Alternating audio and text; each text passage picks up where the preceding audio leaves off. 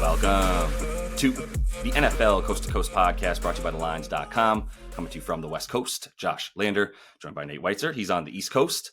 And we're closing out the NFL regular season here. Got week 18. Definitely need to know who actually is trying this week, who needs this week, and who is able to sort of rest some players. So we're going to be taking a look at all that stuff as we dissect about 6 or 7 looks here for you guys for week 18. Definitely want to make sure to subscribe to that page. Continue to follow along with us. We are coming back in the playoffs every week here with these player props and looks for you guys as well in the postseason. Also got the NBA Coast to Coast, which is running each and every weekday. So you do want to make sure to check that out. Plus all the great stuff Matt Brown and company are bringing us on the YouTube channel. So if that all sounds good, go ahead and give that video a like. Let's go ahead and get right into your first look here for week 18, Nate. Yeah, I know a lot of people are looking at the incentives in terms of what you want to bet here, and a lot of those are getting steamed up.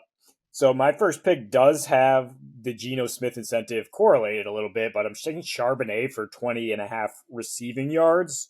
I also did a little SGP because Geno needs 186, and he also needs to preserve his completion percentage to get $2 million in incentives here in week 18 against the Rams backup. So Geno to get 200 passing and Charbonnet 75 scrimmage yards gets you to even money and is very safe here, maybe even safer than the receiving yards in case he is rode on the ground a little bit here.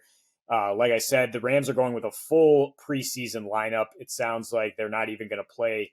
They might not even play guys like Blake Corum very much. Like he might start and get yanked. And so they're just basically the Seahawks can do whatever the hell they want here.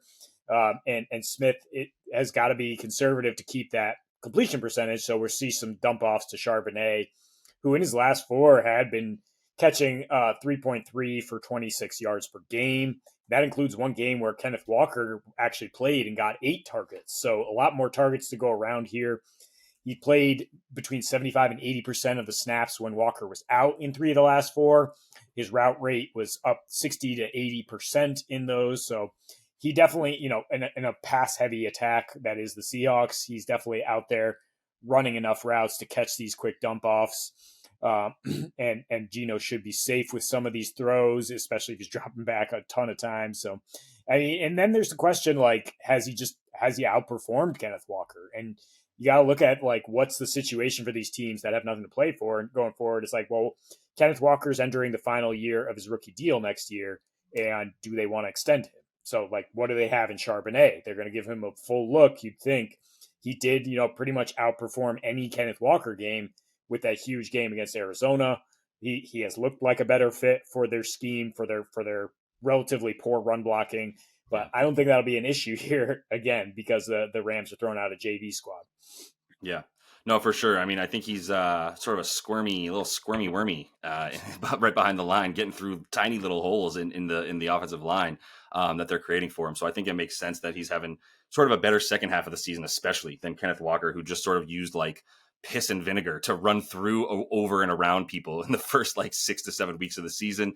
Got a little bit banged up and could not find any more holes at any point. So for sure. And then, yeah, the receiving has been there for him all season at this point. And I really like that, continuing to target that for him in this one as well. But let me go over to my boy, Malik Neighbors, the lone bright spot in the Giants, other than Sexy Dexy, who's not around this rest of this season. But let's take him over 6.5 receptions and just continuing to get peppered with targets.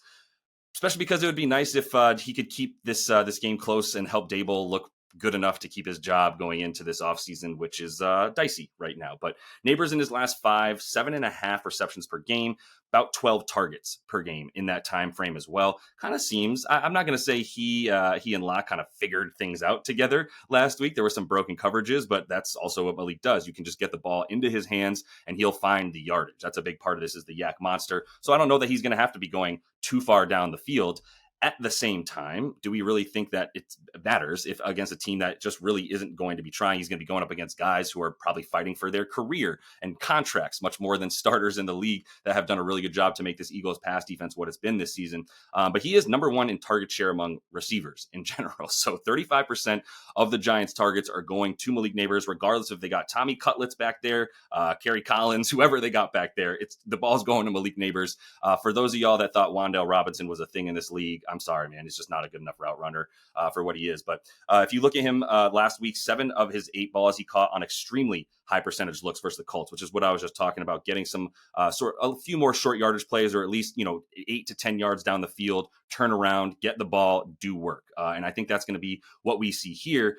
He had 171 total yards with just 74 air yards. So another just illustration of the yak that he put together for both of his touchdowns, especially. And he actually had 7 of 14 versus AJ Terrell week 16, just to look at the last couple of weeks for him. And now we're talking about the second string for the Eagles going up against Malik. So I mean, who else is going to do anything on this team? I couldn't predict that for you. I mean, Theo Johnson isn't even around anymore at tight end for this squad. So yeah, there's just a lack of options. There's a rookie who can continue to cement his sort of legacy as one of the best rookie wide receivers ever at this point. And I think that's going to be where they go to sort of help Daboll stay off the hot seat as much as he can. Yeah, don't forget. I mean, this Eagles had one of the worst pass defenses in the league the last couple of years, and that's because some of these backups, like Avante Maddox, for example, might be thrown back in there now to give it their best shot. Like you said, they'll be playing for contract, but they're not a match for a guy like Malik Neighbors, who, yeah, like you said, Brian Daboll, just please get this kid the ball so I don't get fired. Like I can get my best players the ball. Like I can get it done, and yeah, so. It's impressive that he still caught 7 against AJ Terrell, because he made your Terry McLaurin pick look just awful last week, which I have to twist the knife on that one. But hopefully don't look stupid here on Breece Hall under 51.5 rushing yards, because I mean, let's face it, there are a wide range of outcomes in terms of how the Jets play this and what happens in Aaron Rodgers' potentially last game. Maybe he just wants to drop back and throw it as much as possible and just try to pepper Devontae Adams with targets. That certainly seems like the most likely scenario. I don't see him being like, I'll just like hand it off to Breece Hall a bunch of times here. And why do the Jets really want to put Breece in harm's way? Like, he has been their most promising, player right next to Garrett Wilson. He's entering the final year of his rookie deal next year. So it's another situation where they want to let's really see what we have with him next year, because they've got these young guys, Braylon Allen and Isaiah Davis, who have been really eating into Hall's stuff since he had a hamstring injury and missed week 14. He's basically been playing 50% or less of the snaps in 2 of the last 3. And, kind of a tough matchup against the Dolphins, which are now like, what you would think of in terms of like an AFC North team, like the Steelers or something, like with Tyler Huntley back there, is like, we got to win with defense here, and they have to win to have a chance to get in. They need to win in a Broncos loss. So they should be given a full effort here on defense. Their defense has been really good, run defense especially. Haven't allowed 50 plus to anyone since Kyron Williams in week 10. That includes shutting down Josh Jacobs, Joe Mixon, and the great Patrick Taylor Jr. But the 49ers rushing attack is pretty strong. So to hold him to 20 yards is great. Also top 10 defending RB receptions. If you do want to add the receiving yards, I worried about it, because I think Rodgers, if he drops back a million times, is going to have no choice but to check it down to Breece a lot. But that's just, gonna waste his snaps, if you will, in terms of being a receiver, and not get him the traditional handoffs. He's actually not doing much when he gets the handoff. He's at 3.8 yards per carry on just 11 carries per game. He's now 140th in EPA among running backs. I didn't even know that it went that deep. Thanks to some really shoddy run blocking behind a bad Jets offensive line. Again, these young guys, these rookies are kind of outperforming him, and there's just no reason for him to really risk his health if he is at all banged up here in week 18. Yeah, makes sense. I mean, I don't even know why you'd play in this game for Breece. It's been a brutal season for him, and obviously I think that's a direct result not only of Aaron Rodgers being Aaron Rodgers this year, and not the Aaron Rodgers that we remember, but also just that pass play percentage, like you said. Like, this Jets offense has been lost all season without any kind of identity other than we're just going to throw all the time, but we're also losing, so it might make sense that we're throwing all the time, but who knows? So yeah, I think Breece is probably good under. I have a play here that's pretty much the inverse of the play that you just mentioned here, because I think the Falcons are not going to be throwing the ball very much. So we're going to go with Michael Penix under 223.5 on the passing yards. Yeah, basically the Panthers they're going up against the Panthers. If they win, I believe they're good for a the 4 seed in the NFC is what it looks like here for the Falcons. So I think they want to get this game They down. need a win and a Bucks And the Bucks loss. lose. Thank you. Yes, because then they would get that. But the 4 seed is up for them. Yeah, at this point too, right? Like they can still pull that out. So I think either way for them, it's about just like control the clock, don't make mistakes. You don't really need to force much. If you look at the way that this Panthers run defense performs, it's not well.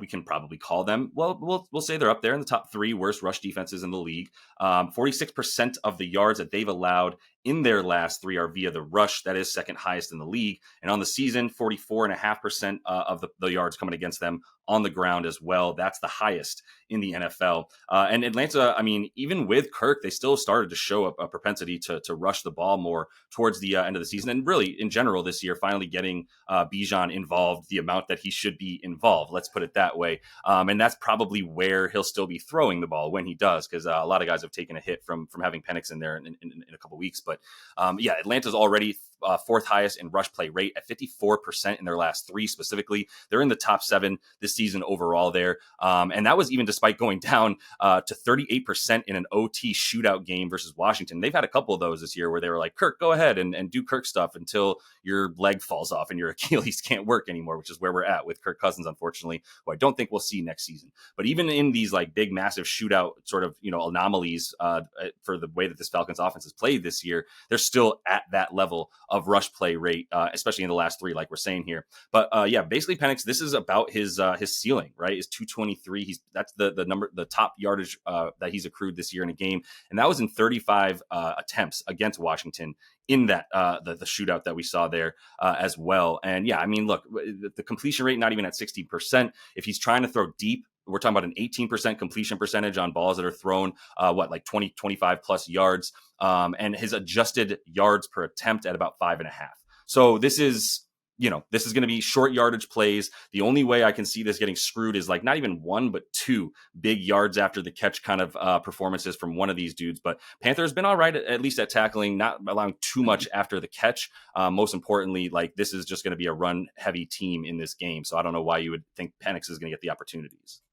Yeah, the Panthers secondary is actually playing really well for like 5 games, other than, getting torched by like CeeDee Lamb, like true difference making guys, and then Baker just, roasting them last week. So no, they're gonna look at that film and be like, let's try not to leave that taste in our mouths for the entire offseason. Let's play a little better pass defense, but they can't stop the run. Like there's just no reason you shouldn't feed Bijan over and over here if you're Atlanta.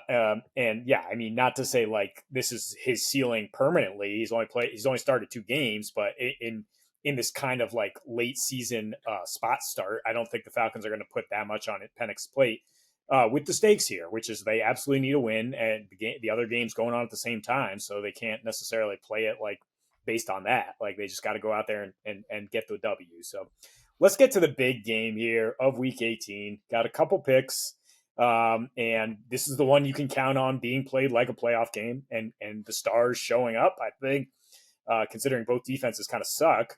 So Justin Jefferson over 6.5 receptions was minus 110 yesterday when he bet it. I think it's getting juiced up here. So we'll see. I mean, I have no problem with a parlay here. Jefferson 80 plus and Darnold like 250 plus, because this Detroit secondary is putrid. And I mean, they have 11 guys on IR, I believe, or 12 guys. I'm sorry, 10 in the front 7, 2 cornerbacks, including Carlton Davis, their top guy, who would be on Jefferson, and still wasn't able to stop Jefferson in the first meeting. Or, the Lions didn't have anything to stop him last year. And they're like, Dan Campbell, hey, coach, should we bracket him? He's kind of maybe the best receiver in the league. And he's just like, nah, no, that's not our identity. We're not that kind of team. We play man to man. We put our guys on the line. Okay, cool. So Justin Jefferson's gone for 160 in his last 4 against Detroit on 9 receptions per game. If you saw that San Francisco game where Purdy threw for 377, guys were just wide open on dig routes. And Jefferson has been making money on those with Darnold here, either the dig or like the double move where he fakes in and then just burns you down the sideline. Should have a healthy yards per reception in this one.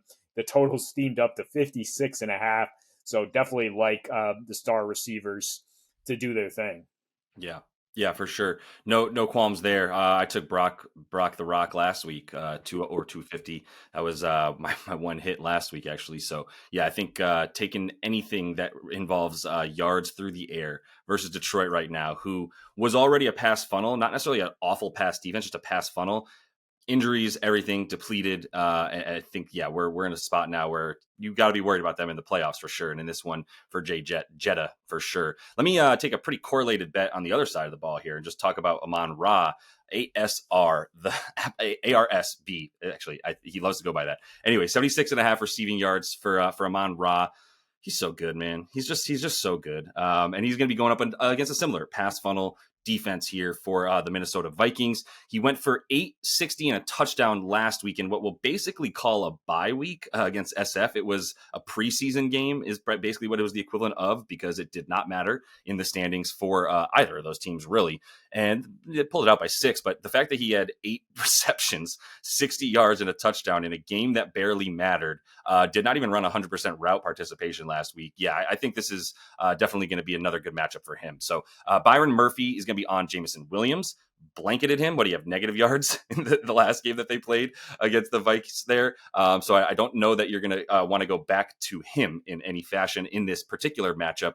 But you are going to see Amon Ra probably play plenty out of the slot, get into the middle of the field. He can go left, he can go right, and that's going to be a problem with old man Stephon Gilmore on him, which is crazy to say because it just feels like a few years ago that Stephon Gilmore was still a very coveted cornerback, but age hits you fast. And in the first meeting against him, Amon Ra caught all 8 of his targets, got the 8 receptions for $112 in that game. And I mean, if we just want to talk about clutch players, Nate, like this dude comes up big every playoffs that he's played so far this season. 3 last year in the playoffs that he had 7 receptions per game on 11 targets for 91 yards per game. And he was one of the few dudes who showed up no matter what, even in that conference championship game as well. Another nice game against the Niners there. So yeah, I think Amon Ra in big games that they need, he should be probably ladderable to about 90 yards. But I think that just taking the over 76.5 and walking away with a W is a nice play here for the last week of the reg season. Yeah, it's just as much about the Vikings like stacking the line of scrimmage and being like, we need to stop Gibbs. We need Jared to see if Jared Goff can beat us. He has beaten plenty of people this year and continues to, but I think they feel probably confident enough in their blitz packages and their secondary to get a few pivotal turnovers here on the road. And you know, just so it's if Goff is forced to throw a lot, like he's gonna be looking at this dude. Byron Murphy might actually move on to Brown more after the job he did on JMO. I still don't mind the JMO over the way he's been involved lately, but I just think Goff will be throwing a lot, and Amon Ra can get open against anyone. So, yeah, I definitely like the stars on both sides, like we said. Got to touch on one bet that is going to be totally TBD based on Saturday, which is the Chargers situation at Raiders. If the Steelers lose, then the Chargers can move up and grab that 5 seed. They'll have something to play for. But if the Steelers win against the Bengals on Saturday, they'll be locked at number 6. So I wouldn't touch these. But I would take unders on both Brock Bowers, 7.5 receptions, and Aiden O'Connell, 226.5 passing. And O'Connell got his stats against the duty New Orleans Saints defense. Bowers didn't even get there. And this Chargers team is number 2 in fantasy points against tight ends, league best yards per attempt allowed on the road. Just so well coached, so much talent. That this is just complete opposite of what the New Orleans Saints are. Haven't allowed either of these bets but once to a tight end, and that was week 4 to Travis Kelce. So just keep an eye on that. If the Chargers are playing for something, then you're going to want that. Also, one more week 18 lean is just Ray Davis overs that they're not up yet. He's not even on our odds shopper tool, Josh, yet. He's just like the man doesn't exist. But his overs, James Cook unders with the Bills playing for nothing, with the Patriots maybe trying to lose. Ray Davis should just run right over this team and pile up some rushing yards. Yeah. Just one note on the Brock Bowers thing there. I think I'm not sure if you explicitly said it, but basically we've got that Steelers game on Saturday against the Bengals. So if the Steelers lose, the Chargers can play for the 5th seed in the AFC.